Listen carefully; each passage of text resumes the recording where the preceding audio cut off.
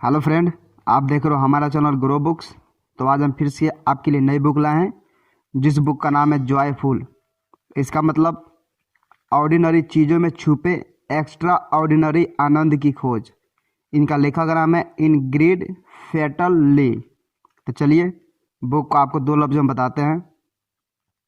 साल 2018 में आई इस किताब में लेखिका ने रोज़मर्रा की ज़िंदगी से जुड़े रंगों, आकारों और आम सी दिखने वाली वस्तुओं में छिपे खास पहलुओं को उजागर किया है। इस सिमरे के जरिए हम जानेंगे कि कैसे डिजाइन और आर्किटेक्चर आपके जीवन में खुशियाँ और आनंद ला सकता है। यह किताब किसके लिए है? डिजाइनर, DIY में रुचि रखने वालों के लिए, नई गृहिणियों और किराएदारों के लिए।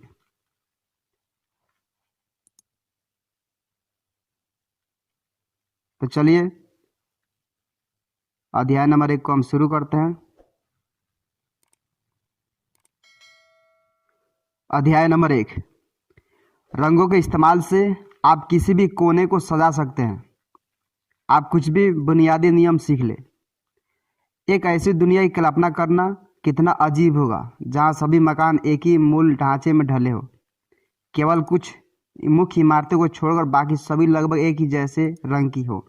जहां हरियाली हरियाली के लिए लगे छायादार वृक्ष भी एक सिरे से एक जैसे हो।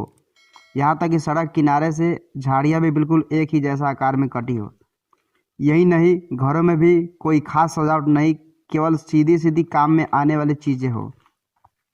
ऐसी दुनिया की इमेजिनेशन भी कितनी बोरिंग सी लग रही है, लेकिन आजकल यही इमेजिनेशन डिजाइनिंग के क्षेत्र का मूल आधार बनती जा रही है। आजकल लोग रंगों और आकारों को लेकर कुछ नया करने से डरने लगे हैं। ये किताब आपको एक ऐसी रोमांचक दुनिया के सफ़र पर लेकर जाएगी जहां आप अपने आसपास की चीज़ों, रंगों और आकारों की मदद से अपने जीवन में बड़े बदलाव ला सकते हैं। इसमें आप केवल खुद को ही नहीं बल्कि दूसरों को भी कई फायदे पहुंचा सकते हैं।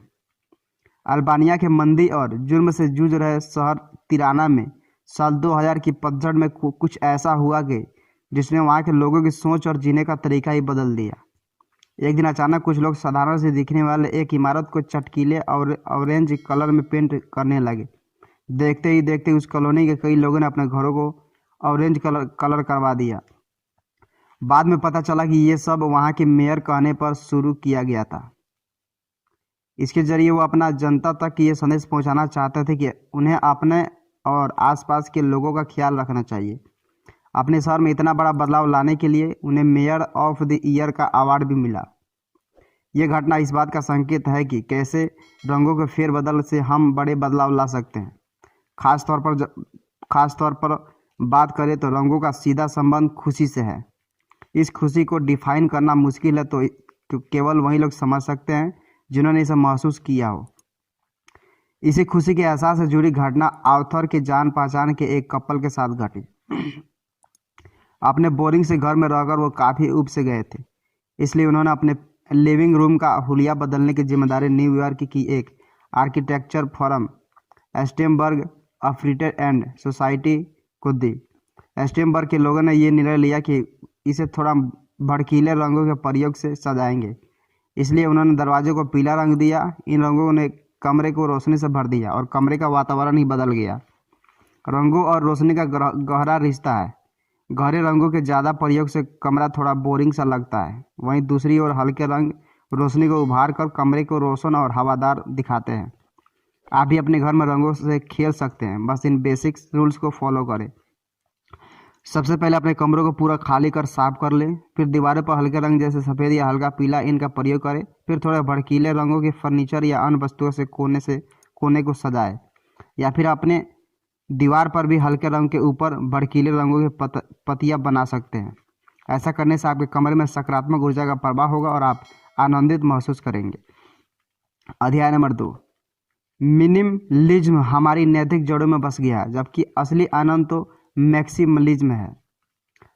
आर्किटेक्चर हो या डिजाइनिंग, हर जगह आजकल मिनिमलिज्म का प्रचलन जोर पर है। आजकल लोग यह विश्वास करने लगे हैं कि कम ही ज़्यादा है।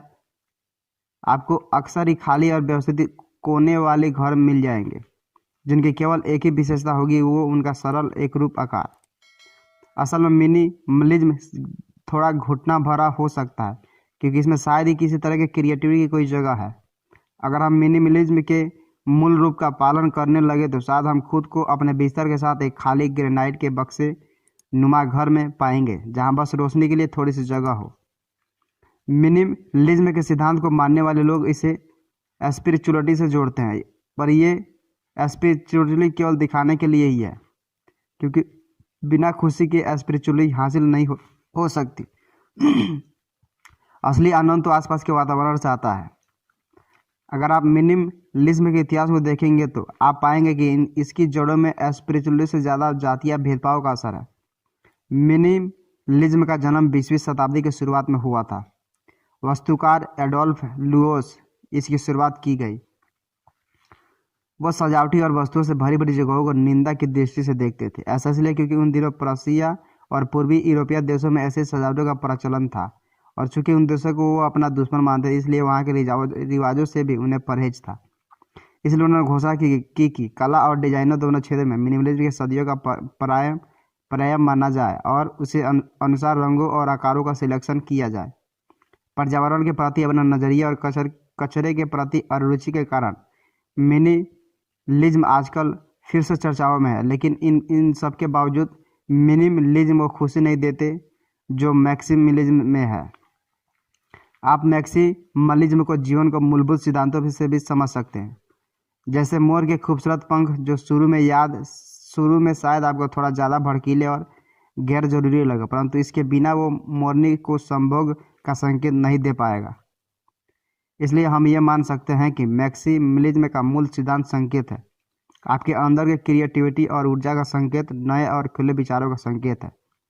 डोरोथी ड्रेपर, मशहूर अमेरिकन इंटीरियर डिजाइनर का काम भी इस बात का संकेत है कि जब आप उन्हें वेस्ट वर्जीनिया के एक होटल की रीडिजाइन करने का मौका मिले तो उन्होंने उसके लॉबी और हरे और नीले रंगों के पट्टियों से सजा दिया, और उसके साथ बीच में टंगे झूमर ने तो उस लॉबी में मानो जान ही भर दी। जब ली उस लॉबी से गुजरती तो उन्हें ऐसा आनंद का एहसास हुआ जो कि एक सार से लगने वाले सीमेंट के डब्बे जैसे होटलों में कभी नहीं मिला। आप अपने गार्डन में आज़ादी का मजा ले सकते हैं, बशर्ते आप उसको थोड़ा खुला खुला बनाए। याद है बचपन के वो दिन जब आपका मन करता था कि सामान बांध कर ही कहीं दूर जंगल में निकल जाए, अपने मन को टटोलने लगे। तो आज भी हमारा मन कुछ ऐसा ही करता है, क्योंकि प्रकृति के बीच रहकर हमें आज़ादी का एहसास होता है। लेखिका कहती है कि ऐसा आज़ादी भरा वातावरण आप अपने घर में भी बना सकते हैं, जरूरत है बस अपने गार्डन के डिजाइन को थोड़ा समय देने जी। आइए जानते हैं कि अपने गार्डन को आप कैसे सजा सकते हैं। डच गार्डन डिजाइनर पीट ओडल्फ द्वारा डिजाइन किए हुए हुम्मेला के गार्डन से लेखक काफ़ी प्रभावित है। ये गार्डन जर्मनी की सीमा पर बनाया गया। इस गार्डन में स्थित बलू सेल्विया और होली होक के फूल और लंबी लंबी झाड़ियाँ लेखक को प्रकृति के करीब होने का एहसास करवा रही थी। रास्ते की क्यारी में छोटे छोटे पत्ते और फूल के बीच मंडराती तितलिया को देख लेखिका इतना मोहित हुई कि उन्होंने एक दिन की छुट्टी लेकर वहां पिकनिक का लुत्फ उठाया। पीट ओडोल्फ ने गार्डन डिजाइनिंग की training American style of gardening में ली, पर धीरे धीरे उन्हें यह स्टाइल बोरियत से भरा लगने लगा, क्योंकि इसमें हर फूल, पेड़, यहाँ तक कि रंगों और झाड़ियों को लगने के लिए भी बहुत से कड़े नियम थे। इसलिए उनकी रुचि जेटिसोनिंग ट्रेडिशन में जगी, क्योंकि वहाँ उन्हें अपनी कल्पनाओं के साथ प्रयोग करने की आज़ादी मिलती थी। आप भी अपने गार्डन में कुछ नए प्रयोग करके उसे प्राकृतिक और करीब ला सकते हैं, जैसे गार्डन में झाड़ियों की जगह घास लगाए और उनके बीचों बीच फूल। हवा के झोंके से घास का हिलना ऐसा लगेगा मानो प्रकृति के द्वारा ही रचा गया हो कोई दृश्य। इसलिए लेखक कहती है कि अच्छा गार्डन बनाने का ट्रिक यह है कि खुद को प्रकृति की नज़र से देखें और उसके कुछ ऐसा बनाएं जहां खुलेपन और आज़ादी का एहसास हो। अपने ऊपर किसी खास गार्डनिंग स्टाइल की पाबंदी न लगाए। अध्याय नंबर 3, फेंग शुई की मदद से अपने घर को एक खुशनुमा माहौल दे जिसमें वहाँ शांति और आनंद का एस्कुलेशन हो। फेंग शुई आजकल नई पीढ़ी के बीच काफ़ी फेमस होती जा रही है, पर हर किसी ने इसका अपना ही स्वरूप बना लिया, जिसमें धीरे धीरे से यह संदेह के घेरे में आती जा रही है। फेंग शुई के मूल स्वरूप को देखें तो ये एक चाइनीज कला, जिसमें एक सिखाया जाता है कि कैसे हम घर के कोने कोने उस हिसाब से सजा सकते हैं जिससे कि वहाँ किए जाने वाले कामों में आसानी हो, जैसे कि किसी बेडरूम की सजावट ऐसी करनी वहाँ अच्छी नींद आ सके। फेंग शुई एक बहुत ही सरल तरीका है घर के चीज़ों को जमाने का।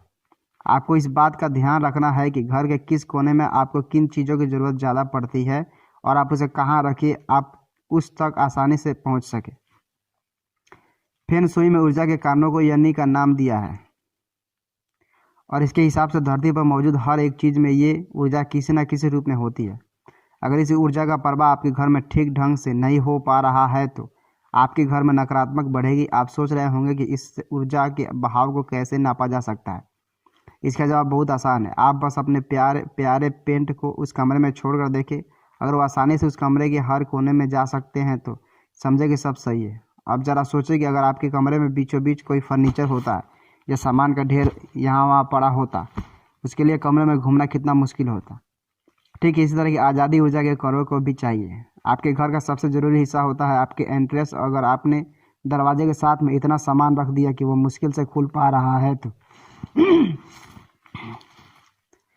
तो आते जाते वो आपकी एक अजीब से नकारात्मक सोच से भर देगा जिसका असर आपके जीवन में भी हो सकता है। अगली बात लेखा ने कपल्स के बारे में कही। उनके हिसाब से नवविवाहित जोड़ों को अपने बेडरूम का विशेष ध्यान रखना चाहिए। फेंग शुई के अनुसार बेडरूम का बेड ऐसी जगह पर होना चाहिए जहां दोनों के लिए उस तक पहुंचना आसान हो, यानी वो दीवार से सटा हुआ नहीं होना चाहिए ताकि आपको बराबरी का एहसास हो सके। ऐसे ही छोटी से छोटी बातें आप अपने घर को सकारात्मक ऊर्जा से भर सकते हैं जिसका असर आपके काम और आपके रिश्तों पर भी पड़ता है। डिजाइनों के साथ खेलकर आप अपनी कल्पनाओं को नई उड़ान देने के साथ साथ आनंदित भी महसूस कर सकते हैं। जीवन में कभी कभी ऐसे पल आते हैं जब हम अपनी सारी परेशानियों को भूलकर जीवन का असली आनंद को महसूस करते हैं। लेखा के लिए ऐसा पल तब आया जब वो अपनी छुट्टियां बिताने गैलापागोस आइलैंड गई। वहाँ उसने लायन के साथ खेलने के दौरान जो महसूस किया वो उनके लिए एक खुशी से भर देने वाली अनुभव थी। सी लायन का पानी के बहाव के साथ उनके पास आना फिर अचानक उनसे दूर चले जाना, इस एहसास ने उन्हें गुदगुदा कर दिया। कुछ ऐसे ही हम डिजाइनिंग के साथ भी कर सकते हैं। एक सार से जियोमेट्रिकल आकारों से कुछ अलग भी हम डिजाइनों के साथ खेल सकते हैं। यकीनन ये एक आनंदमयी एहसास होगा। मशहूर इटालियन डिजाइनर गैटाना पेस्के को ही ले लीजिए, जिनके द्वारा बनाए गए फर्नीचर में बेपरवाही की झलक मिलती थी, मानो एक आज़ाद सी सोच को दर्शा रही हो। उनके द्वारा बनाए गए फर्नीचर में हमेशा जीवन से भरे खिले रंगों का प्रयोग होता था। उनके सोफे तो न्यूयॉर्क स्काईलाइन का छाया चित्र जैसा लगता था जिसका हेड रेस्ट किसी बड़े से चांद की तरह गोला था। 78 साल की उम्र में भी पेस्के का रुकने का कोई इरादा नहीं था। वो इस उम्र में भी न्यूयॉर्क की सोहो नाम की कंपनी में काम करते रहे। उन्हें ये ट्रायंगल स्क्वायर जैसे आकार बहुत बोरिंग और बीते जमाने जैसे लगते थे। उनका मानना था कि अपनी डिजाइन के माध्यम से कुछ नया और हैरत अंगेज कर देने के जीवन में मुस्कान लाई जा सकती है। उनके इतने लंबे करियर का राज भी यही था कि वो अपने डिजाइन के माध्यम से हमेशा लोगों का जीवन खुशनुमा और आरामदायक बनाने की कोशिश करते थे। डिजाइनों से खेलने का दूसरा फायदा ये भी है कि ये डिजाइनर को और अधिक क्रिएटिव बनाती है। पेस्के की प्रारंभिक डिजाइनर में से एक द अप 5 चेयर भी कुछ ऐसा ही सोच का नतीजा है। ये चेयर इतनी आरामदायक है कि इस पर बैठकर आपको किसी राजशाही ठाट का अनुभव होगा। इसके गहरे चमकीले रंगों की धारियाँ इसे और भी खूबसूरत रूप देती है। लेकिन असल जादू तो इसके अंदर छुपा है, क्योंकि ये चेयर किसी भी ठोस ढांचे से नहीं बना। इसके अंदर तो बस पॉलीथीरियन फ्रेम है। अपनी इस बनावट के कारण ये चेयर आसानी से अपने असल साइज से 10 गुना छोटी हो सकती है, जिससे इसे यहाँ वहाँ ले जाना बहुत ही आसान हो जाता है। डिजाइनों के साथ नए प्रयोग करने का जज्बा और अपनी सोच में नयापन रखे बिना पेस्के इतनी बेहतरीन चीज़ें बन पाती है। अध्याय नंबर 4, चुलबुलेपन और विचित्रता में जो मज़ा है वो पारंपरिकता में नहीं, और डिजाइनिंग भी हमें यही बातें याद दिलाती है। कल्पना कीजिए आप किसी ऑफिस प्रेजेंटेशन को देने के लिए खड़े हैं। फॉर्मल पहने गंभीर सी शक्ल बनाए लोग आपकी ओर बड़े ध्यान से देखकर कमरे के माहौल को और अधिक तनावपूर्ण बना रहे हैं। तभी अचानक एक प्रमुख अधिकारी आता है जिसके इंद्रधनुषीय रंग का शख्स उसके जूतों के बीच से झांक रहे हो। लोग उसे देखकर अपनी हंसी रोक नहीं पाते। आप महसूस करेंगे कि कमरे का वातावरण अचानक बदल गया। लोगों के चेहरे का तनाव भी चुलबुलेपन की एक झलक से गायब हो गया। ये एग्जाम्पल हमें सिखाता है कि खुद को परंपराओं की बंदिशी से आज़ाद करें और दुनिया को अपने चुलबुलेपन से मुस्कुराहट के कुछ पल प्रदान करें। खास तौर पर टीनेजर्स और नौजवान हमेशा खुद को फैशन ट्रेंड में फिट करने के जहद में लगे रहते हैं। हमेशा ट्रेंड को फॉलो करने से ज़्यादा मज़ेदार खुद ट्रेंड सेंटर बनानी है। जरूरी नहीं है कि लोग हमारे फैशन सेंस की तरफ तारीफ करें, कभी कभी उनको अचंभित करना भी ज़रूरी है। अगर हम फैशन ट्रेंड के हिसाब से सही तरीके के कपड़े पहनते हैं तो इसका मतलब समझा जाता है कि हम एक सही सोसाइटी से ताल्लुकात रखते हैं।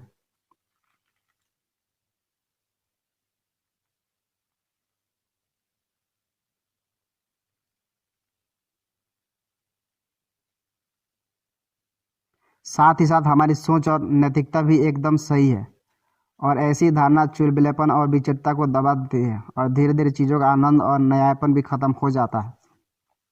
अगर आपको लगता है कि कुछ अलग होने से खतरा है तो फ्लेमिंग को ही ले लीजिए। उसके गुलाबी से विचित्र पैर उसे बाकी सभी पंछियों से अलग करते हैं, परंतु फिर भी फ्लेमिंग की खूबसूरती को लोग पसंद करते हैं। यहाँ तक कि शो पीस के रूप में भी फ्लेमिंग को ही सबसे ज़्यादा लोकप्रिय है। इसलिए हमें भी अपनी विचित्रता और स्पेशलिस्टी का जश्न मनाना चाहिए, फिर चाहे इसका मतलब किसी पाइन एप्पल आकार की टोपी पहनना या लेपर्ड प्रिंट पहनना क्यों ना हो। चुलबुलेपन का आइडिया इतना मज़ेदार है कि फैशन और डिज़ाइन इंडस्ट्री ने भी इसे गंभीरता से लिया है। चुलबुलेपन और विचित्रता को आप अपने कमरे के चरम पर देखना चाहते हैं तो डच डिजाइन इनका जीत जागता सबूत है। डिजाइन इंडस्ट्री में विचित्रता का जन्म नीदरलैंड में हुआ और 19वीं शताब्दी में इसने दुनिया का ध्यान अपनी ओर खींचा। इन डिजाइनों की खासियत यह थी कि आमतौर पर मिलने वाले डिजाइन से अलग थे, जैसे छोटे से टेबल लैंप को बड़ा और भव्य रूप दे देना, वहीं दूसरी ओर बड़े से टेबल को किसी माचिस के डिब्बे जैसा छोटा सा बना देना। डेकोरेटिव आइटम्स को सिरेमिक की जगह सिलिकॉन से बनाना ताकि जो भी देखे हैरत में पड़ जाए। यह डिज़ाइन हमें इस बात का एहसास दिलाती है कि ज़रूरी नहीं है कि चीज़ें हमेशा एक जैसी ही हो। चीज़ों में बदलाव हमारे जीवन में भी बदलाव लाता है। हमें अपने जीवन में भी नएपन का स्वागत बाहों फैलाकर करना चाहिए। हैरत का एहसास जीवन का आनंद से भर देता है और आर्किटेक्चर आपके जीवन में हैरत ला सकता है। न्यू मैक्सिको में हर साल अक्टूबर में बलून फिएस्टा आयोजित की जाती है, जिसमें हर आकार के रंगे बिरंगे गुब्बारों को आसमान में उड़ाया जाता है। आसमान में बिखरे इस रंगीन सीन को देखकर कोई भी इंसान हैरत से भर जाएगा। ऐसे पल जीवन का आनंद से भर देते हैं। अमेरिकन मनोवैज्ञानिक डेचरल केल्टन और जोनाथन हैदत पिछले 15 साल से इसी हैरत का अध्ययन कर रहे हैं। उनका कहना है कि जीवन में आहा यानी हैरत की स्थितियों को होना बहुत ज़रूरी है ताकि हमें जीवन की भव्यता एहसास होता रहे। जब भी कोई ऐसी घटना होती जो इंसानी की सोच के परे हो, तब जीवन में इसी भव्यता और हैरत का एहसास होता है। ऊंचे पहाड़ों में घिरी घाटियों और उस पर आसमान का अनंत घना साया, ऐसे कई दृश्य हमारे चारों तरफ है जिसे देख हम जीवन में विस्मय को महसूस कर सकते हैं। ये कहना गलत नहीं होगा कि ऐसे दृश्य जीवन के प्रति हमारे नज़रिए को बदलने में मददगार साबित हो सकते हैं। इसका सबूत मनोवैज्ञानिक यंग बॉय द्वारा 2017 में की गई स्टडी से मिलती है कि इस स्टडी में सन फ्रांसिस्को और योसेमिते नेशनल पार्क से आए लोगों को अपने पसंदीदा माहौल में अपना फोटो बनाने के लिए कहा गया। हैरानी की बात यह है कि नेशनल पार्क से आए लोगों ने खुद को प्रकृति की गोद में खिलते हुए जंगलों के साथ दर्शाया, वहीं दूसरी ओर शहर से आए लोगों ने खुद को बड़ी बहुमंजिला इमारतों से दर्शाया। यह अध्याय इस बात का सबूत है कि जीवन के छोटे बड़े सभी अनुभव हमारे विचारों को काफ़ी हद तक प्रभावित करते हैं। इस तरह आपके आसपास के आर्किटेक्चर भी आपकी जिंदादिली का एहसास करवा सकता है। इसलिए पुराने ज़माने में मंदिरों को भव्य और आकर्षक बनाया जाता था ताकि वहाँ जाने वाले इंसान हैरत और आनंद से भर जाए। ठीक इसी तरह ग्रेट सेंट्रल स्टेशन का बड़ा भव्य हाल है और American museum of natural history की छत से टंगे 94 फीट लंबी ब्लू व्हेल, ये सभी चीज़ें ये आने वाले लोगों के लिए भी कभी न भूलने वाले अनुभव होता है। ऐसा भव्यता का प्रयोग हम अगर अपने घरों में करेंगे तो हमारा जीवन यकीनन दिव्यता के एहसास से हर जाएगा। फेस्टिवल से जीवन में आनंद आए। अध्याय नंबर 5। फेस्टिवल शुरू से जीवन में आनंद लाते हैं और सही जगह का चुनाव फेस्टिवल में 4 चांद लगा देते हैं। न्यूयॉर्क सिटी हर सुबह एक टूर बस निकलती है जो लोगों को इटली से लेकर टाइम्स स्क्वायर का सफ़र करवाती है। इस सफ़र के दौरान एक जगह जहां हर व्यक्ति जाने के लिए सबसे ज़्यादा उत्साहित रहता है वो है सिटी हॉल, जहां लोग अपने जीवन के खास पलों का फेस्टिवल मनाते हैं। फेस्टिवल हमारे जीवन का एक अभिन्न अंग है, ये हमें जिंदा होने का एहसास कराते हैं। वैसे अगर सोचा जाए तो आखिरकार वो कौन सी ऐसी जगह है जो अनंत काल तक इंसान फेस्टिवल्स पर इतना पैसा और वक्त बर्बाद करते आए हैं? क्यों लोग इकट्ठा होकर वह सब करते हैं जो करना इतना ज़रूरी भी नहीं? इन विषयों में डच प्राइमेटली फ्रांस ड्यूवाल का कहना है कि फेस्टिवल की भावना मनुष्य के विकास का हिस्सा है। इसलिए हमारे पूर्वज कहे जाने वाले चिंपांजियों में भी ये देखने को मिलता है कि 1975 से 1981 तक के अपने अध्ययन से उन्हें ये बात पता चली कि उन्होंने चिड़ियाघर के चिंपांजियों में पाया कि जब भी कोई खास तरह का खाना उन्हें दिया जाता था तो उसे खाने से पहले वो एक दूसरे को किस करके और गले लगा के अपनी खुशी जाहिर करते थे, मानो वो कोई फेस्टिवल मना रहे हैं। बात आती है कि हम आखिरकार फेस्टिवल क्यों मनाते हैं। मनोवैज्ञानिक S.L. गोबल ने 2004 से 2012 तक की किए गए प्रयोग से पाया कि फेस्टिवल असल में इंसान को सोशल और प्रैक्टिकल रिलेशंस के होने का एहसास दिलाता है। उनके अध्ययन में पाया गया है कि जो लोग साथ मिलकर फेस्टिवल मनाते हैं वो इमोशनल जुड़े होते हैं और वक्त आने पर एक दूसरे के काम भी आते हैं। बिना रिश्तों और समाज के इंसान का होना लगभग नामुमकिन है, क्योंकि इंसान एक सोशल एनिमल है। इसलिए सोसाइटी में आनंद और प्यार के निरंतर महसूस करने के लिए फेस्टिवल्स का होना बहुत ज़रूरी है। फेस्टिवल्स में जितना महत्व भावनाओं और उतना ही महत्व फेस्टिवल के लिए चुने गए स्थानों का भी है। एग्जाम्पल के तौर पर जब आर्किटेक्ट डेविड रॉकवेल को 2008 में लॉस एंजल्स में होने जा रहे अकादमी अवार्ड स्थल को रीडिज़ाइन करने का मौका मिला तो उन्होंने बोरियत से भरे माहौल को मज़ेदार शाम में बदल दिया। ऐसा करने के लिए उन्हें कुर्सियों की व्यवस्था को सीधा न करते हुए गोलाकार रूप में दिया ताकि दर्शकों को ज़्यादा जगह मिले। साथ ही साथ उन्हें स्टेज को भी ऐसे ही आकार दिया जिसके कारण दर्शकों के लिए परफॉर्मेंस देखना आसान हो गया। इससे पहले तो दर्शक भीड़ के कारण मुश्किल से कुछ देख पाते थे। उस वर्ष का अकादमी अवार्ड बहुत फेमस हुआ। इस किताब के जरिए लेखक ने बताया है कि कैसे हमारे आसपास के वातावरण में आया छोटा सा बदलाव हमारे जीवन में बड़े बदलाव का रास्ता खोल देता है। इसलिए अपनी सोच से सारे बंधनों को हटा के थोड़ा रंगों, डिजाइनों और आकारों के साथ खेल कर देखें। हम ये सब अब करना ही होगा अपने लिए, अपने आनंद के लिए और अपने रिश्तों में मधुरता लाने के लिए।